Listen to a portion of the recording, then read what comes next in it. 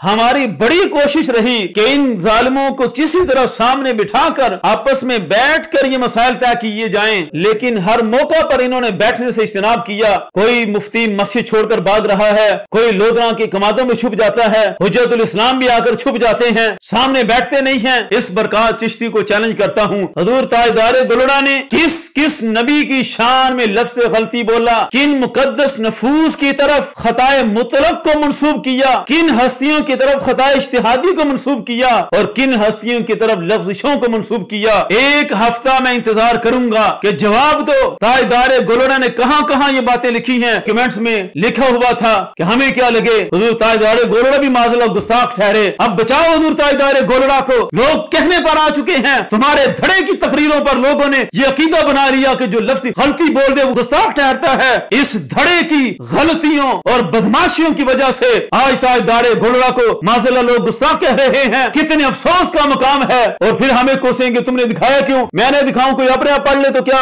اس وقت کوئی نہیں ہے سوچے گا؟ یا حضور تاجدار گولڑا کی کتابیں پڑھنا حرام قرار دے دیا جائے؟ تم نے جو تبلیغ کر دی ہے اس سے حضور تاجدار گولڑا کی شخصیت کو تم نے انتہائی مجروح کر کے رکھ دیا ہے۔ غدار بن چکے ہو تم حضور تاجدار گولڑا کی فکر کے۔ تمہیں بتانا ہوگا حضور تاجدار گولڑا نے غلطی، خطائے مطلق، خطائے اجتہادی اور لغزشیں کن کن ہستیوں کی طرف منسوب کی ہیں۔ بسم اللہ الرحمن الرحیم، صلی اللہ علی حبیبہ محمد وآلہ وسلم۔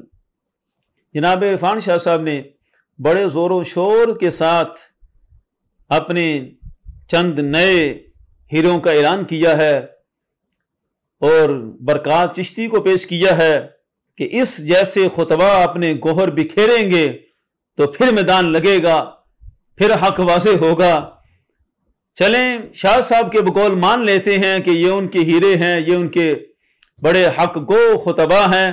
جہاں تک اس بیچارے برکات کا تعلق ہے تو پہلے بھی جب اس نے دوبارہ گستاخی اور کفر کا فتویٰ لگایا تو میں نے اس کے سامنے تصفیہ کی ایک اور عبارت کو پیش کیا تھا کہ جہاں حضرت سیدنا پیر مہر علی شاہ صاحب تاجدار گولڑا رحمۃ اللہ تعالی علیہ، آپ نے حضرت سیدنا مولا علی کرم اللہ وجہہ الکریم کی طرف لفظ لغزش کو منسوب کیا۔ آج ایک دفعہ پھر میں دوبارہ اس کو چیلنج کرتے ہوئے کہتا ہوں کہ حضور تاجدار گولڑا کی کتاب اٹھا کر چیخ چیخ کر کہنا کہ کچھ نہیں ہے، کچھ نہیں ہے، اس سے کچھ نہیں ہو جاتا، تمہیں حضور تاجدار گولڑا کی کتابوں کو دکھانا ہوگا۔ اور دوسرا جس پر بڑا مان سمجھتے ہو صداقت شاہ، اس کو بھی ساتھ ملا لو، اس سے بھی مشاورت کر لو کہ جواب کس طرح دینا ہے۔ ہم نے حضرت تاجدار گولڑا علیہ الرحمہ کی اگلی عبارت بھی تمہارے سامنے پیش کر دی، جہاں انہوں نے سیدنا ابراہیم علیہ السلام کی طرف لفظ غلطی، لفظ وہم کو منسوب کیا، جبکہ وہاں پر غلطی و وہم کا اندیشہ ہی نہیں ہے۔ اور یہ مسئلہ حل کر دیا تاجدار گولڑا نے کہ جہاں خطائے اجتہادی نہ بھی ہو وہاں بھی منسوب ہو جائے تو اس سے بید بھی نہیں ہوگی، مرجوح قول ضرور ہے، لیکن اس کو گستاخی شمار نہ کیا جائے، وہاں بھی غلطی بول دیا جائے تو گستاخی نہیں ہوتی۔ اور حقیقت یہ ہے کہ ہم ایسی عبارات کو برسر عام پیش نہیں کرنا چاہتے تھے۔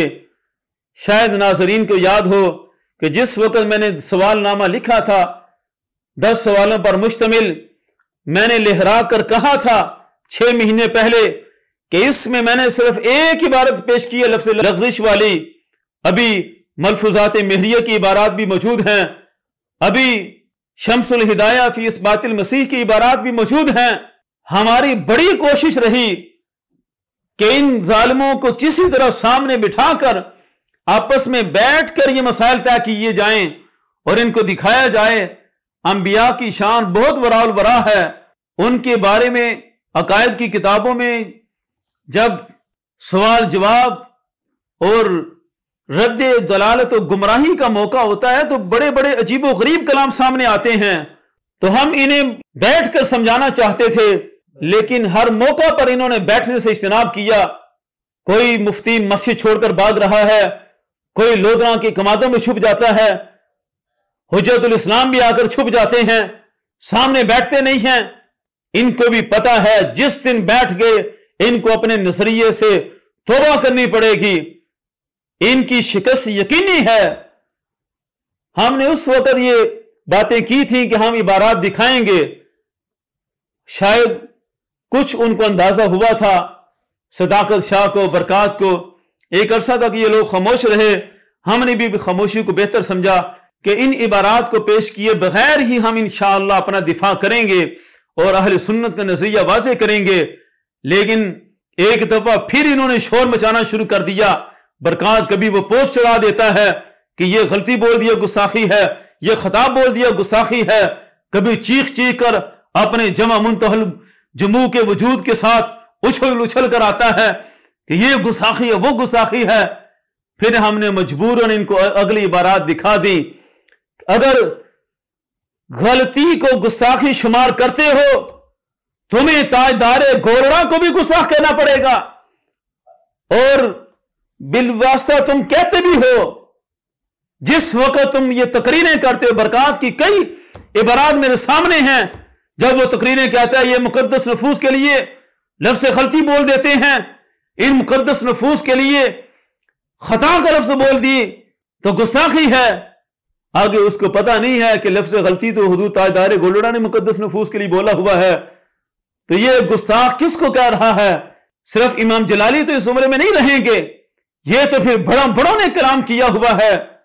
کاش کہ یہ ہمارے سامنے بیٹھتے، ہم ان کو سمجھاتے، عقائد اہل سنت کی ترتیب ان کو بتاتے، اسلام کے اصول فروع ان کو بتاتے. لیکن ان کا ایک ہی زور و شور ہے، ہر وقت شور مچاتے رہیں. آج بھی میرے سامنے کئی عبارات موجود ہیں، لیکن ایک دفعہ پھر میں اس برکات چشتی کو چیلنج کرتا ہوں جس کو شاہ صاحب نے میدان میں چھوڑا ہے کہ یہ اپنے ہیرے بکھیرے گا. ہیرے بکھیرنے سے پہلے آج بھی وہ فیصلہ کرے. حضور تاجدار گولڑا کی ایک تصفیہ لے کر آ گیا تھا، لہرا لہرا کر کہہ رہا تھا کچھ نہیں ہے. میں آج اسے چیلنج کرتا ہوں، تصفیہ خالی حضور تاجدار گولڑا کی کتاب نہیں ہے، آپ کی اور بھی کئی تصانیف ہیں. آپ کی ساری تصانیف کا مطالعہ کریں اور ثابت کرے حضور تاجدار گولڑا نے کس کس نبی کی شان میں لفظ غلطی بولا، کن مقدس نفوس کی طرف خطائے مطلق کو منسوب کیا، کن ہستیوں کی طرف خطائے اجتہادی کو منسوب کیا اور کن ہستیوں کی طرف لغزشوں کو منسوب کیا. یہ تینوں سوالات اب اسی پر ہیں. ایک ہفتے کا ٹائم ہے اس برکات کے لیے جس پر شاہ صاحب اب پتہ نہیں کتنا اعتماد کیے بیٹھے ہیں اور گولڑی بھی حضرات بھی سمجھتے ہیں کہ پتہ نہیں کیا کیا محقق ہے. ایک ہفتہ میں انتظار کروں گا کہ جواب دو تاجدار گولڑا نے کہاں کہاں یہ باتیں لکھی ہیں، کون کون سی کتابیں ہیں، کون کون سے صفحات ہیں. پھر پتہ چلے گا تمہارے علمی مقام کا. تم نے تو صرف رٹے لگائے ہوئے ہیں تاجدار گولڑا کی چند کرامات کے. تمہیں کیا پتا حضور تاجدار گولڑا نے لکھا کیا ہوا ہے؟